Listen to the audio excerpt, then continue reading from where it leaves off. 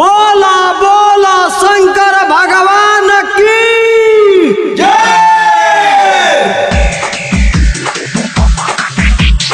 DJ Amit Tiwari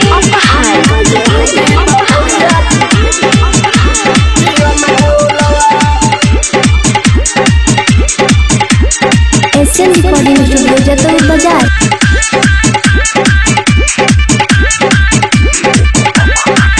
भइल सावन में मुश्किल जियल भोला का जरूरी बा भंगिया पियल भोला। ओम नमः शिवाय। भइल सावन में मुश्किल जियल भोला का जरूरी बा भंगिया पियल भोला। देर न लगाओ जल्दी ले आओ बरतावे बड़ी खिसहे खिसहे। भांगो पीसो ए गौरा भांगो पीसो सिलवट जनी घीसा हे। भांगो पीसो ए गौरा भांगो पीसो सिलवट जनी घीसा हे। ओम नमः शिवाय। DJ Amit Tiwari SN recording studio Jataur Bazar.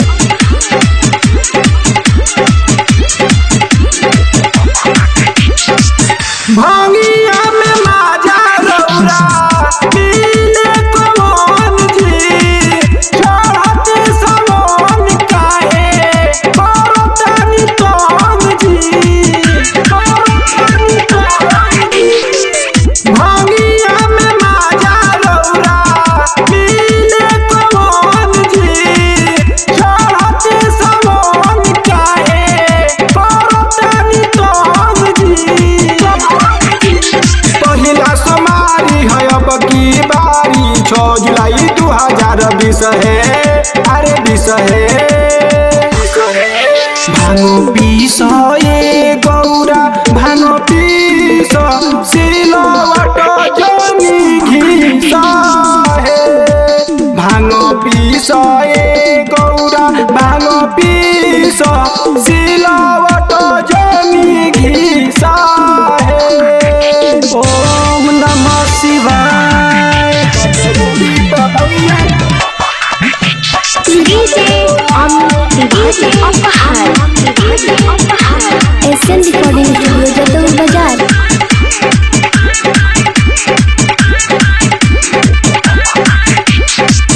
नासा में चूर होके भैनी माता वाला जी। भक्तन के कैसे रौरा गोरे निभाला जी गोरे निभाला जी। नासा में चूर होके भैनी माता वाला जी। भक्तन के कैसे रौरा गोरे निभाला जी।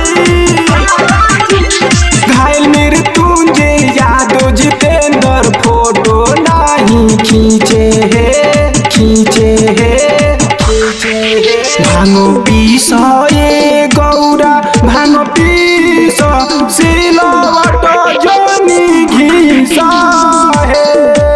भांगो पीसो ए गौरा भांगो पीसो सिलवट जनी घीसा है।